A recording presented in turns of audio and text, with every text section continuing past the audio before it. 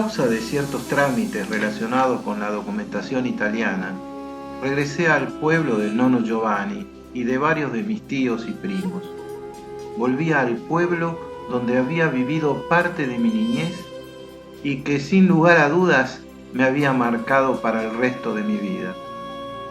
Llevo en mi sangre tanto raíces del sur como del norte, y amo Italia de extremo a extremo.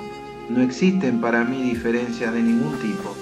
El sentimiento por esa tierra no distingue regiones, tan solo la abrazo como una sola nación, y me hace feliz que así sea. Banzone con San Carlo es un pueblo apartado de las rutas turísticas convencionales, puesto que el camino que conduce hacia allí termina en los Alpes al pie del Monte Rosa. Más allá de la Gran Roca se encuentra Suiza, y la única forma de cruzar esa frontera es desafiando la montaña a pie.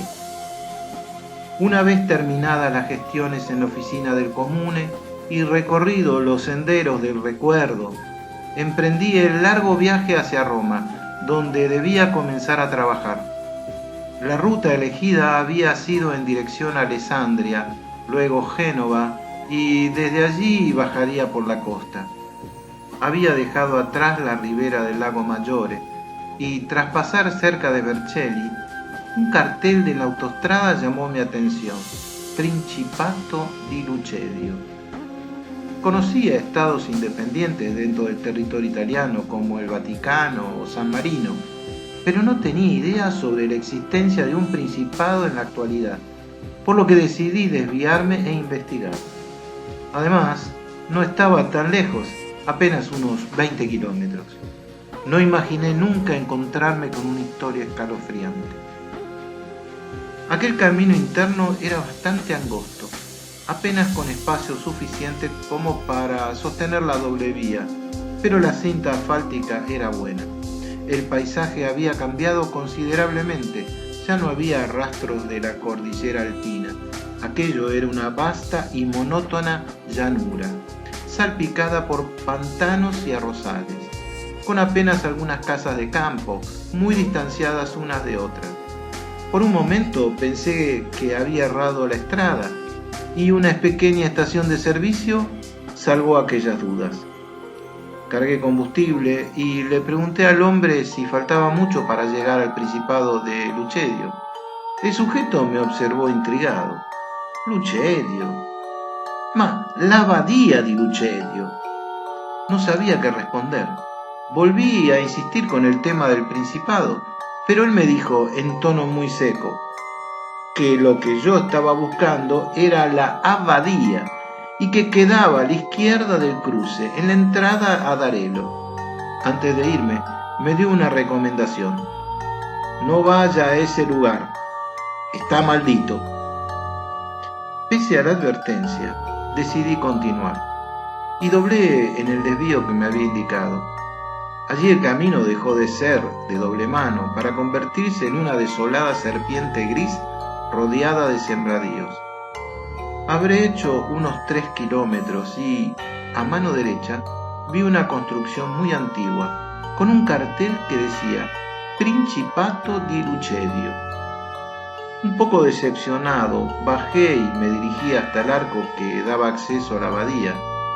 Parecía no haber nadie, pero desde un costado de los muros apareció un anciano que se sorprendió al verme. Aquel sujeto fue gentil y me comentó que el complejo podía visitarse con reserva y aviso previo.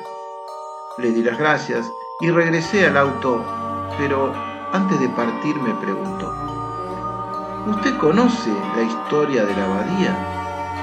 Le dije que no, que mi curiosidad se debió al imaginar que se trataría de un sitio muy diferente, como si fuese un pueblo o una ciudad autónoma. Se sonrió y me dijo: si tiene tiempo, puedo contarle la historia. En 1123 se fundó la abadía de Lucedio, en un terreno pantanoso cedido a los monjes cistercienses por el marqués Rainero dei Monferrato para el cultivo del arroz. Y a decir verdad, le fue muy bien con la producción. Tanto es así que con el correr de los años, la hacienda agrícola creció, ganando gran prestigio y beneficios económicos. Allá por el 1600, un grupo de jóvenes brujas de Darola invocaron una noche en el cementerio al mismísimo Lucifer, quien se materializó sometiendo a todas ellas, incluso a las novicias del convento de Trino de Vercellese, ubicado no muy lejos de aquí. La peste se extendió hasta esta abadía y las novicias impuras vinieron a visitar a los monjes. Imagínense lo que sucedió. Un siglo de perdición, de pecado, corrupción, torturas y satanismo que duró hasta su cierre por orden del Papa Pío IX. Se dice que él también había sido víctima y testigo de la presencia demoníaca, la cual creó un gran caos en Lucherio. Finalmente el demonio, a costa de sangre y muerte, fue capturado y encerrado en una cripta secreta debajo de la iglesia de Santa María. La cripta fue también donde fueron enterrados los abades. Varios de ellos fueron sepultados en una posición circular. Se dice que lo hicieron para asegurarse de mantener un ojo abierto sobre su peligroso prisionero, oculto justo en el centro de los monjes guardianes. Hay algo más. Todos los abades, sin excepción, quedaron momificados de manera natural. Quedé impresionado con aquella leyenda, mucho más cuando me contó sobre unas extrañas notas musicales que sirvieron como trampa para el demonio, y que si algún día lograban descifrarlas y ejecutarlas al inverso, la bestia podría liberarse. Comenzaba a oscurecer. Una enrarecida neblina comenzó a envolver la base del campanario. Era tiempo de partir. Debía continuar con el viaje. El anciano me saludó desde lejos para luego desaparecer entre los muros. Nunca más regresé a Luchedio.